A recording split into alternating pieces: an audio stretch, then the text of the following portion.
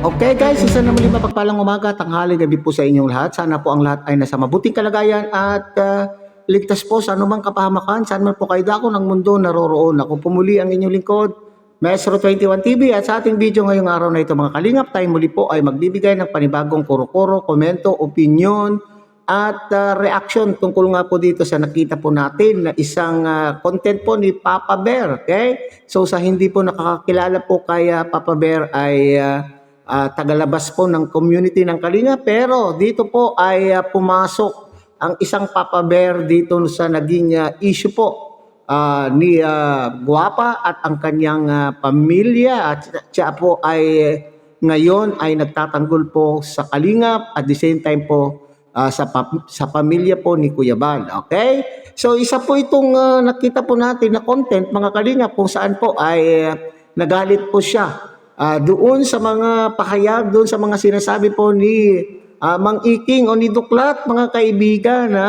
Okay, so kasi nga po itong Duklat na ito ay idinadamay na po niya idinadamay na po ang pamilya po ni Papa Bear, lalo na po itong asawa, kung ano po ang dahilan. So bago po yan, ay shout out muna kay Kuya Bal Santos Matubang, Ate Edna Vlog, Kalinga Prab, at siyempre kung bagong silip lang po kayo, bagong dating lang po kayo sa ating munting channel, sana po ay inyo rin pong tangkilikin sa pamamagitan po ng pagbibigay nyo po ng like, share, and subscribe, at tuloy pindutin na rin po ang notification bell, at nang sa ganon tayo pa rin po ay magkita-kita at magsama-sama sa susunod pa pong mga reaction videos na ating gagawin. Likewise, may kalot shout out sa ating mga kasamahan po dyan sa Karepa, Kalinga, Reactor Partners, sa pamumuno po yan siyempre ng ating Presidente Javier De Leon aka Birador, at tangkilikin din po natin mga Kalingap ang ating mga kasamahang charity partners, charity vloggers, Kalinga partners, lalo na po yung mga nariyan po sa iba't ibang Kalingap landing pad na mayroon po tayo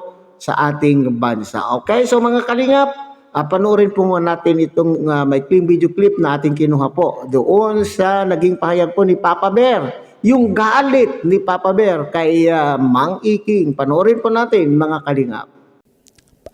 Meron lang akong bibigyan ng reaksyon ulit. Si Dr. Wakwak. Kasi napakasinungaling po. Napakasinungaling po ni Dr. Wakwak.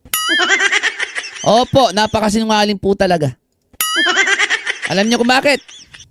Alam niyo kung bakit sinungaling? 'Di ba? Nagsalita siya about sa akin nung nakaraan.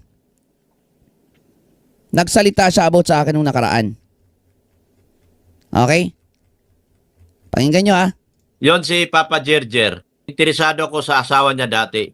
Ang sarap banat-banatan yun, ganun. Yan! Yan yung iniidolo nyo? Ulitin natin. Yon si Papa Jerjer. Interesado ko sa asawa niya dati. Ang sarap banat-banatan yun, ganun. OMG! Grabe tong si Tatang katanda-tanda na may asawa pa, ganyan ang lalabas at maririnig sa bunganga. Ganyan ba talaga magsalita yan, guys? Nakakakalabot naman. Eto pa nakakalungkot. Nagpapagawa daw siya kuno ng simbahan. Nagpapagawa ng simbahan to? Tapos ganyan mga lumalabas sa bibig niya? Nakakahiya naman. Ginagamit pa ang simbahan para makakuha ng pera. Makakubra ng pera. Aray mo. Pakak. Eto parinig ko sa inyo. Kumusta na si Sanderford? Nabanggit ko lang yun sa live ko na gusto kong alamin yung asawa niyan kung kumusta na. Kung ano-ano nang sinasabi. Kung ano-ano raw sinasabi ko. Ano ba sinasabi ko? Pakulay pa siya doon sa kabila kanina. Kitang-kita mo yung ang laki ng mata. Kitang-kita yung pakulay ko At inaalam. Interesado ako doon kung kumusta na ba yung ano mo. Inaalam ko lang kung kasal ka ba. Bakit mo inaalam kung kasal ako? Hindi ako kasal. Doon sa unang asawa, hindi ako kasal. Dito sa ngayon, hindi pa rin. Siyempre, pinag-iipunan yan. Diba? Anong problema kung hindi ako kasal? O anong problema kung kasal ako? Kumusta na ba yung pamilya mo? Original mong asawa? Yun lang naman. Eh, Oo. bakit natitreated ka? Natitreaten, hindi ako natitreaten. Sinungaling ka kasi. Sinasabi mo dito, yun lang naman ang sinabi mo. Eh, dami-dami mong sinabi. Tapos ako nung nagsalita, magrereklamo ka na marami akong sinabi. Eh, una ka nga pong nagsalita ng maraming sinabi sa akin. Ha? Di ba? Una kang nagsalita sa akin. Tapos ako nagsalita, magrereklamo ka na marami akong sinabi. Wag ka sinungaling na yun lang yung sinabi mo na about sa interesado ka sa asawa ko, kung kasal ako, at kung kumusta yung buhay. No? Hindi lang yun yung sinabi mo. Ha? Gusto mo iparinig ko pa sa'yo? Tinanong mo kung taga saan ako. Trabahuhin, sinabi mo rin, trabahuhin yung dati kong asawa. Di ba? At ito pa sinabi mo. Di ba? Ito pa yung sinabi mo. Nakakalungkot. Nagpapagawa ka pa naman ng Yon si Papa nagpapagawa ka pa naman ng simbahan. Ginagamit mo ang simbahan. Tapos ganyan yung salita lalabas sa'yo. Nakakalungkot, tatay. Magbago ka na. Magbago ka na. Yon si Papa Jerjer. Interesado ako sa asawa niya dati. Ang sarap banat-banatan yun, ganun. Oh, ang sarap banat-banatan na. Oh, wag tayong sinungaling. Okay, na ang sinabi mo lang about dun sa ano. Ha? Oh, yun. Okay. So mga kalingap, ito pala yung ikinagagalit ni Papa Bear kay Mang Iking kasi yung asawa daw po niya ay masarap banat-banatan. Nako po. Ano kaya ang ibig sabihin po ni Mang Iking dito na masarap banat-banatan at hinahanap po niya at kumukuha po ng impormasyon itong si Mang Iking sa mga naging asawa po ni Papa Bear. Ha? Tinatanong niya kung siya ba ay kasal sa kanyang asawa. Ha? At nalaman nga natin po dyan sa video na ito mga kalingap na itong si Papa Bear pala ay may naunang asawa pero hindi rin po siya kasal. At the same time, meron din po siyang kinakasama ngayon na hindi pa rin po kasal. Anong dahilan mo, Mang Iking? At tinatanong mo ang mga bagay-bagay na ito. Okay? So para sa atin, para sa ngalan po ng fair reaction mga kalingap, alam ko ang dahilan po ni Mang Iking dito mga kalingap. Okay? So maaring siya po ay kumukuha po ng impormasyon na ipambubutas dito po kay Papa Bear. Kasi wala na po siyang maisagot siguro mga kalingap. Ha? For the sake of argument, wala na po siyang mairebatal kay Papa Bear. Kaya ano ang susunod po niyang plano? Bakit naghahanap po ng impormasyon po kay Papa Bear? Dahil po siguro ipapagawa daw, ipapatrabaho. So ibig sabihin po yan, gagawan po siya ng kakasuhan. Ha? So kung yun ang intention po ni Mang Iking dito, kaya po siya ay naghahanap po ng impormasyon. Pero dito nga po ang iniinda, inirereklamo po ni Papa Bear dito yung pagkakasabi na masarap banat-banatan daw po ang kanyang asawa. So yun po So kaya nga sinabi po dyan, ay bakit ganito manalita ang isang iking o isang duklat sa edad po niyang yan ay magsasabi kasi double meaning. Double meaning po yung pagkakasabi na masarap banat-banatan. Anong intention po nyo doon sa asawa?